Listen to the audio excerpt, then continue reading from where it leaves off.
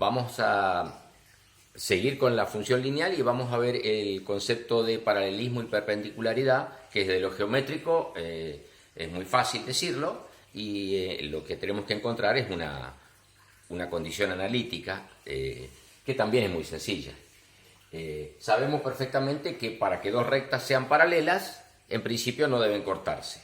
Eso, digamos, como idea geométrica es absolutamente lógico y entendible y ya todos sabemos de lo que estamos hablando. Pero analíticamente no nos sirve el decir que dos rectas son paralelas cuando no se cortan, sino que hay que decir cuál es la condición del paralelismo. Como la pendiente de una recta está manejada con el número que acompaña a la x, el m este es la tangente del ángulo que forma la recta, la tangente del ángulo alfa que forma la recta con el eje x, es lo que le llamamos m, la pendiente. Entonces, para que dos rectas sean paralelas, claramente tienen que tener el mismo m. Entonces, si tenemos dos rectas y igual m1 por x más b1 y otra que es y igual m2 por x más b2, la condición de que sean paralelas simplemente es paralelismo implica m1 igual a m2. ¿Sí? Por supuesto que b1 tiene que ser distinto a b2 para que estemos hablando de dos rectas, porque si el b1 y el b2 son iguales, estamos hablando de la misma recta. La condición de perpendicularidad también, a veces, esa sí se confunde a veces, se piensa que si se cortan ya son perpendiculares. Bueno, claramente no, porque pueden cortarse así y esas no son perpendiculares. Para ser perpendiculares tienen que cortarse formando ángulos de 90 grados. Entonces, la condición de perpendicularidad, que estaría hablando de esta situación, o sea, ángulos de 90 grados, ya tiene una condición un poquitito más complicada y dice que, hablando siempre de las rectas que habíamos escrito acá arriba, la condición será que m2 sea igual a menos 1 sobre m1. El menos es absolutamente lógico porque si las dos tienen la misma pendiente es imposible, o sea, se pueden cortar, sí, como las que dibujamos recién. Pueden ser las dos crecientes y cortarse, pero no se van a cortar a 90 grados. Es necesario que una sea creciente y otra decreciente. Eso hace el menos. Indica que una de las dos va a tener que tener pendiente negativa. Y la otra condición, bueno, es la que asegura que se van a cortar a 90 grados. Vamos a agregar entonces a este video la idea de recta que pasa por un punto. Recta que pasa por un punto, o sea, esto significa que nos van a dar las coordenadas del punto por donde pasa y pendiente conocida, o sea, nos dice qué pendiente tiene, cuánto vale la tangente del ángulo que forma la recta con el eje X.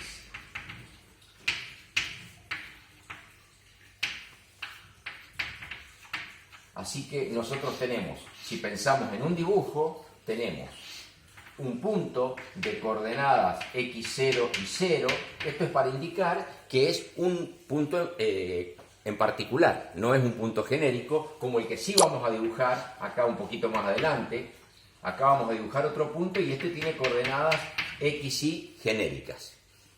Concretamente estamos diciendo que este punto va a tener estas coordenadas, las que se ven por acá, que se van a ver reflejadas en la ecuación de la recta, y este punto ya sí tiene dos números definidos que, hablando de ejercicios, son los que se dan como dato en el ejercicio. Pero también se da m, la pendiente, si este es el ángulo alfa, m igual tangente de alfa, es un dato, se conoce. Si nosotros armamos un triángulo acá para lograr encontrar esta ecuación, esto que podríamos haber hecho dibujando, simplemente ubicando el punto y a partir de conocer la tangente, conocer el ángulo y poder dibujarlo, pero si lo que nosotros estamos buscando es la ecuación de la recta, podemos ver que se puede formar un triángulo acá, donde por supuesto acá está también el ángulo alfa, y podemos decir que m, que es la tangente de alfa, es el cateto opuesto, o sea, este segmento que está acá, dividido este segmento que está acá, el cateto adyacente. El cateto opuesto lo podemos calcular con toda esta altura, porque el valor I es esta altura que está acá. Todo esto es I. De la misma forma, todo esto es I sub 0. Entonces, si yo resto I menos I sub 0, obtengo esta medida. Y si hago lo mismo con X menos X sub 0, obtengo la medida del cateto adyacente. Cateto opuesto sobre cateto adyacente. Fíjense que estos son los números de los que hablábamos, las coordenadas de un punto. Estas son las coordenadas XY del punto cualquiera y esta es la M conocida. O sea, uno no necesita acordarse de memoria la fórmula que vamos a escribir ahora, que además es muy sencilla, sino que simplemente armando el dibujo, ya sea en el papel o mentalmente, aparece la fórmula. Si pasamos esto multiplicando, escribimos I menos I sub 0 igual a, o sea, lo pasé multiplicando, pero en realidad lo di vuelta también, cosa que no, nada cambia. Esta ecuación es la llamada la ecuación de la recta que pasa por un punto y pendiente conocida. Por supuesto que yo después hago las distributivas del caso y obtengo la ecuación como deseo encontrarla, que es I igual mx más b. ¿Sí? El m por supuesto que ya lo conozco, pero el b lo voy a encontrar después de hacer algunas cuentas, que son multiplicar el m por el x sub 0 y llevar el i sub 0 sumando, juntar esos dos números y ahí se me va a formar, digamos, el b. ¿Qué pasa si tengo un mal día y no me acuerdo de esto? No me acuerdo, realmente no me acuerdo cómo era la relación, no me acuerdo del triángulo. ¿Hay otra manera? Sí, por supuesto. Esta recta, que obedece a una ecuación general de la cual el m lo conozco, lo que yo no le conozco es el b, este. La ordenada al origen no se la conozco. Pero sé que esta recta, este formato, debe respetar que tiene, por supuesto, desde ya el valor m conocido. O sea, acá ya hay un número. Esta ecuación debe respetar, cuando encuentre el número b, que pase por el punto x sub 0 y sub 0. Concretamente, que si a x le doy el valor x sub 0, y está obligado a valer y sub 0, para que esta recta, con un valor de b que estamos pretendiendo calcular, sea la ecuación de la recta que pasa por este punto y tenga pendiente m. Entonces, reemplazamos la x por x sub 0, reemplazamos la y por y sub 0, porque por ahí pasa la recta, escribimos el m más b y de acá despejamos el b. Y listo, no me tengo que acordar absolutamente de nada más. Lo que pasa es que es importante recordar esta fórmula porque a veces se usa directamente la fórmula. Se está haciendo un trabajo y se dice, bueno, y ahora usando la recta que pasa por un punto y ya escribir esto es complicado. El más prolijito es escribir esto que ayuda a seguir los cálculos con símbolos. O sea, me refiero cuando estamos trabajando simbólicamente tratando de encontrar otra fórmula. Entonces, ya que tenemos claro, o debiéramos, cómo se escribe la ecuación de una recta que pasa por un punto y es conocida su pendiente, ahora vamos a hacer otra cosa, que es escribamos la ecuación de la recta que pasa por dos puntos. Ahora, el punto Q va a tener coordenadas x1 y 1. Ahora, los datos son, conozco este punto, quiero la ecuación de esta recta. Desde lo gráfico es facilísimo. Desde lo analítico, bueno, me tengo que dar cuenta que de nuevo se forma este triángulo en donde yo conozco este cateto y conozco este cateto porque lo saco por diferencias de coordenadas, ¿sí? Esta altura menos esta altura me va a dar esto y este largo menos este largo me va a dar esto. Por supuesto, cuando digo esta altura me estoy refiriendo a I1 y cuando digo esta altura me estoy refiriendo a I0.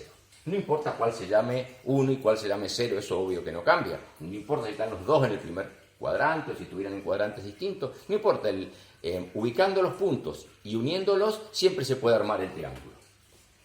Entonces sabemos que el m, que es cateto opuesto sobre cateto adyacente, se puede calcular a partir de lo que dijimos con I1 menos I0, o sea, esta medida, dividido esta medida, que es x1 menos x0. Les vuelvo a repetir que no interesa a cuál le van a poner 1 y a cuál le van a poner 0. Si ustedes cambian los números, lo único que va a pasar acá es que va a estar primero el 0 y después el 1. Y abajo va a estar primero el 0 y después el 1. Lo que nunca debe pasar es que se crucen los subíndices. O sea, no puedo tener el 1 acá y abajo tener el 1 de este lado. Porque ahí ya la cuenta va a dar, pero cambiada de signo. Y no está bien. Entonces, ya tengo el m. Ya conozco el m de una recta que pasa por estos dos puntos. Y como sé que pasa por dos puntos, obviamente pasa por 1 también. ¿Cuál 1? Y el que me guste. O sea, lo puedo hacer pasar por acá o la puedo hacer pasar por acá, porque está obligada ya. Si elijo este, va a estar obligada a pasar por acá porque le he calculado el m. En realidad el m lo he sacado de ahí. Así que si hago i menos i0 igual a, y acá escribo el m, estoy recordando la fórmula anterior. Ahí tengo la ecuación de la recta que pasa por dos puntos.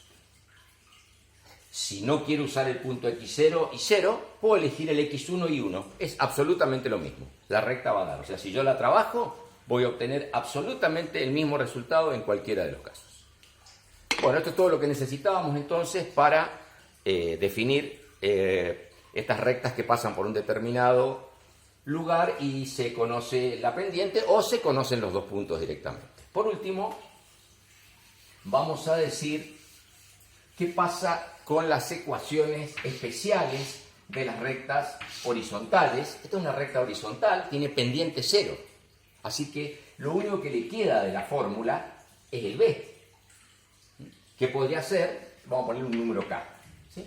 Lo único que le quedó de su igual mx más b, le quedó solamente que b vale k, porque m vale 0, tiene pendiente 0.